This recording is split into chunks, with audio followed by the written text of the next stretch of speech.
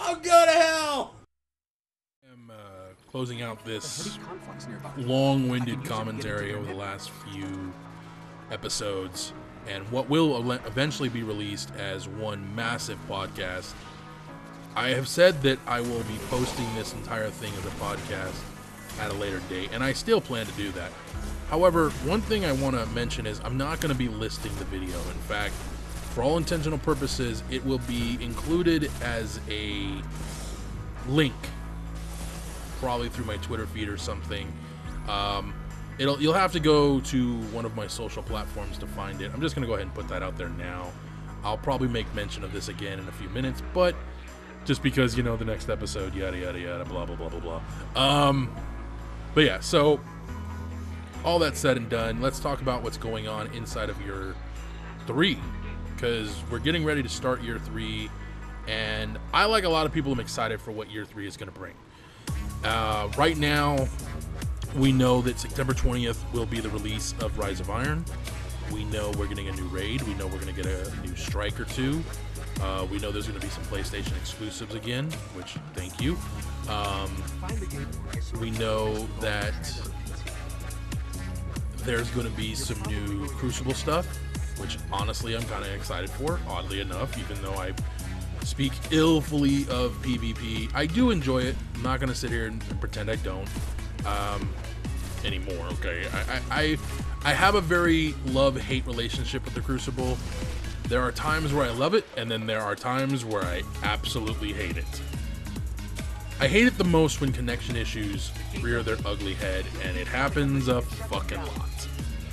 One thing I really hope will happen with the release of year 3, sorry, is they will be going to some form of dedicated servers. I know that's near impossible at this point in the life cycle of the game, but they need to do something to heavily optimize the connections for Crucible, because right now, it's painful. That's something that I hope gets adjusted. We know the light level is going to get increased, but that's kind of all we know. We know there are some changes being made to the game going forward. We know there's a lot of positive, some negative. We know that the 1-to-1 ratio of infusion is going to continue, which is something that personally I'm glad to see, because fucking A, man, the infusion that was introduced at the start of year 2 was painful. That's the best way to put it. It was fucking painful. You would spend forever trying to rank your gear up, or you were locked to using specific gear and weapons, and it just sucked, and it wasn't fun. It made the game difficult to play at times, because you were constantly trying to balance, you know, the infusion levels, and it was frustrating, for me at least. I like the 1-to-1. What I don't like is that you can become the maximum light level outside of doing the end game activities. There's got to be something. I mean, right now, as far as doing in-game activities, the only way to get all the gear is you got to do Prison of Elders, not Prison of Elders, Court of Orcs. That's it. Do Court of Orcs, you get your class item. I'm hoping they will add an event or something of that nature, kind of like Court of Orcs, because I enjoyed Court of Orcs. I felt that it was very limited, though, with what its capability. I mean, you couldn't farm it for exotics. You couldn't. The rewards were pretty useless after a while. Once you fucking got past a certain light level, the gear didn't matter. The weapons that dropped didn't matter. I mean, shit. There's really zero reason to do Court of Orcs once you hit a certain light level. And then they added in that, you know, you can get your, the artifact, which, oh my god, I hope they do something to improve the way artifacts work in year 3, because right now they're fucking useless. They have zero usefulness, like, at all. I really want to see some kind of additional perks or abilities or unique abilities. Hell, I'd love to see even an exotic artifact of some kind. I would love to see artifacts have a much stronger use. Same with class items.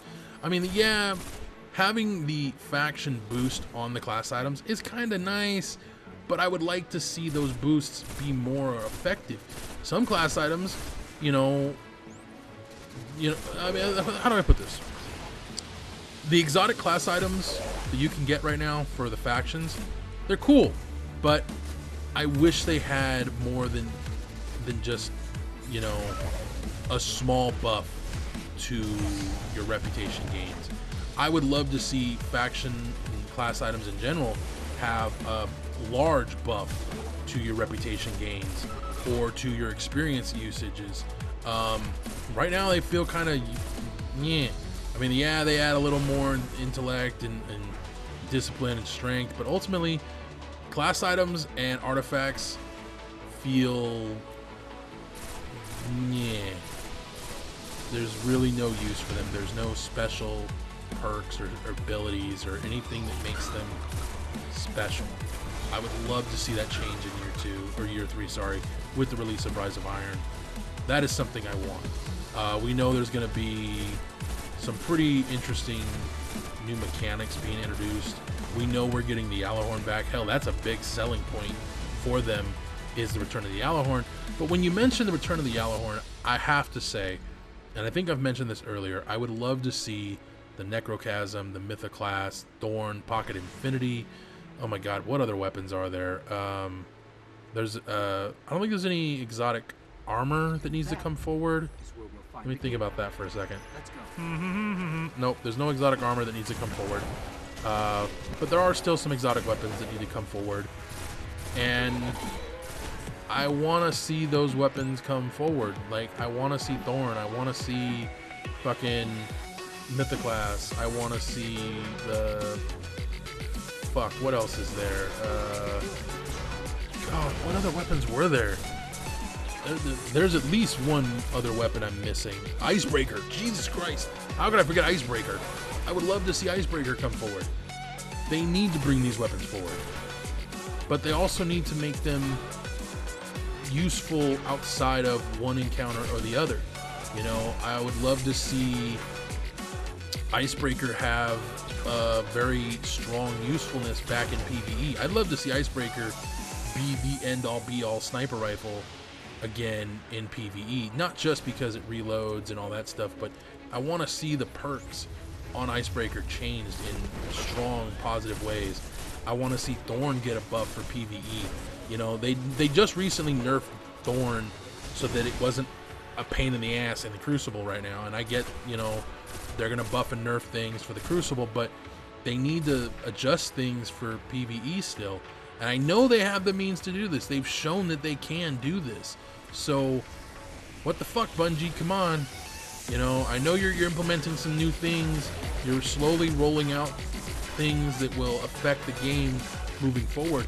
One thing that I am truly glad they're finally doing is they are dropping legacy consoles. They are no longer going to be supporting Xbox 360 and PlayStation 3. And while there are a lot of people, and I mean a lot of people, that are mad about this, the reality is the player base on last gen is very small.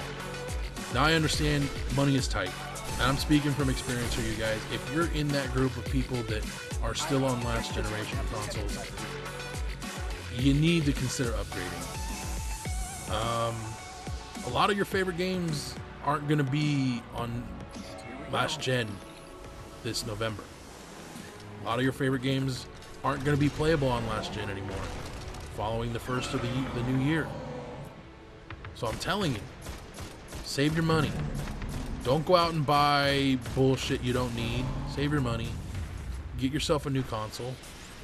Get yourself a copy of Destiny or whatever game it is you want to play, and enjoy yourself playing on a much more powerful, much more capable system. One thing that has really messed with the development of video games over the last 2 years has been the inclusion of last generation systems. And trust me when I tell you this, I am glad that they are doing away with that with Destiny, especially because this game has been held back immensely because of last generation. I cannot wait to play Rise of Iron and know that everything I'm playing was built and made exclusively for the next generation, or the current generation of consoles.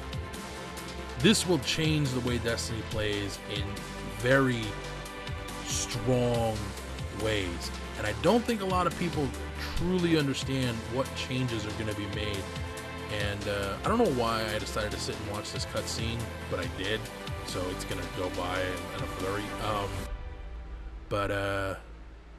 Man, I'm telling you guys, year 3 is looking very good. We have already gotten some intel, very little as far as what content specifically is coming.